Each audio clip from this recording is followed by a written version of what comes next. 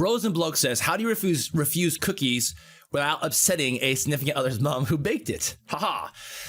So this is a very interesting discussion because we're talking about just trying to reduce food and cut out junk food, especially now during COVID-19. If you are in a confined environment and you've basically, like, with the people you're living with, you're kind of forced to be around that food. Because we're talking earlier about Stefan Guillenet's work regarding obesity research and just distancing yourself out of sight, out of mind for junk food and just calorie dense food is a good strategy. Not always practical, because sometimes you have something like a family member gave you some cookies. So how do you say no? So this is a tricky negotiation between parties, and it really depends on your relationship with them. There's so many different relationships are very, very unique.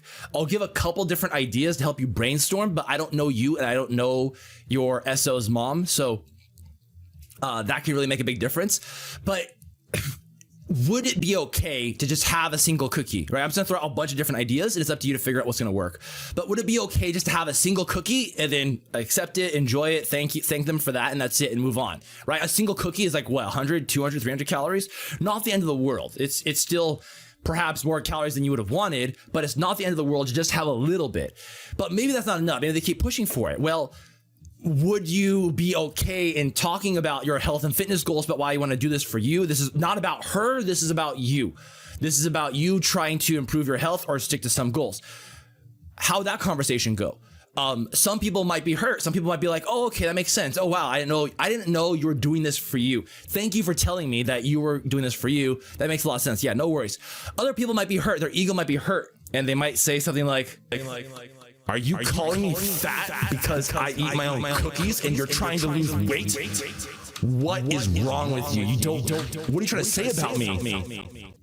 So that's not unheard of either, where people's the crab mentality, trying to like pull each other down, their ego might flare up and they might feel attacked. So everyone's kind of different in all these different relationships, but take some time. You know these people, so take some time to think about how this conversation might go, because they may think it's about them, and you might have to assure them, like, this isn't about, like, your cookies are fantastic, I actually want to eat a lot of these, it's just right now I'm going through like a cutting phase, or I'm dieting down and this is what I'm doing. I also find that having specific language in these situations can sometimes help a lot. So if, for example, you think the other person is going to argue with you about this, then it helps for you to have confidence going into this and using specific language. So what I mean is, I'll give this example.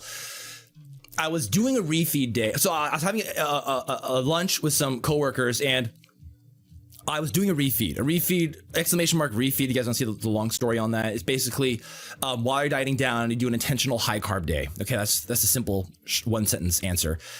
I was doing a refeed day, so I was actually eating a lot of carbs that day, and it was a team lunch. There's like 12 of us, and during that lunch, one other person had previously noticed I was losing weight because I was dieting down, and he commented on that. I was explaining to him that I was cutting all that stuff, right? So one guy actually knew I was dieting down, and so during this lunch, he said he basically noticed that I was eating a lot of carbs. I was just like gorging on food during the lunch, and he said to me, Tom, wait, aren't you dieting down right now? And then everyone stopped and looked at me, and it was just silence. Is Tom dieting down? He's the leanest and most in shape out of all of us. Why is Tom doing? Did I hear that right? Tom's on a diet? He's on a diet? Why is he on a diet? Why is he doing this? He's on a diet. What the hell is wrong with him? And so that kind of conversation can happen very easily. So I quickly said, yeah, exactly. So like, it's very easy. People are like, what the hell? Like, is he okay? Does he have body image issues? Like, is he like unhealthy? Is something wrong? A lot of different people have their different predispositions why they might think that. But regardless, I said, actually, right now I'm doing a refeed day, which is an intentional high carbohydrate day, and I'm not really dieting. I'm actually doing a cut, which is preserving muscle and a burning fat phase. So I used very specific language, and I was very confident in my answers. And so most people after that response are like, oh, okay, yeah, okay, whatever. All right, Tom knows what he's doing, whatever. So they ignored it, they moved on. One guy though said, so you're dieting down, so you're trying to lose weight, so you're on a diet. Something along those lines. And I said, hold on, when you say diet, are you thinking chicken breast and broccoli and starving myself? He's like, yeah, like that's not what I'm doing. I'm still eating the foods I enjoy, just reducing calories, because to get a calorie deficit, then I can start losing the weight. So losing the fat, really. And then that kind of, satisfied him. My point being in that story is a lot of times you can deflect some of these attacks, for lack of a better word, if you're specific and you're confident in your knowledge and what you want, what it is you're trying to do. Otherwise, if I had said something very non-specific and very generic, like if someone said, Tom, you're on a diet, and I was like, yeah, I'm doing this thing to lose weight, like it's called keto,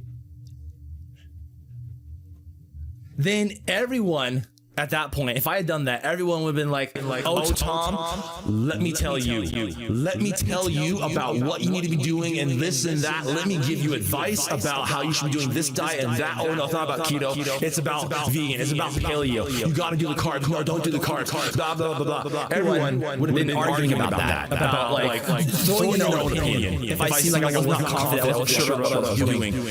So all this stuff about negotiating, how to talk to family members or friends, all that stuff. That's an important aspect of, every situation is different how to negotiate this stuff. And what else to say about this? That's it in a nutshell. Like, I would be thinking about, how would this person react? Why do they want this? Like, do they think that I am rejecting them and I think their food is bad? Like, is this their culture of they want to feed people and make people happy and make them feel good, right? So thinking about where they're coming from when they're wanting to eat cookies and which of these responses you think will work, let me know. If you like the content, comment and subscribe on YouTube. Also, follow us on Twitch and leave the notifications on. Feed your brain, feed your body, and see you next time.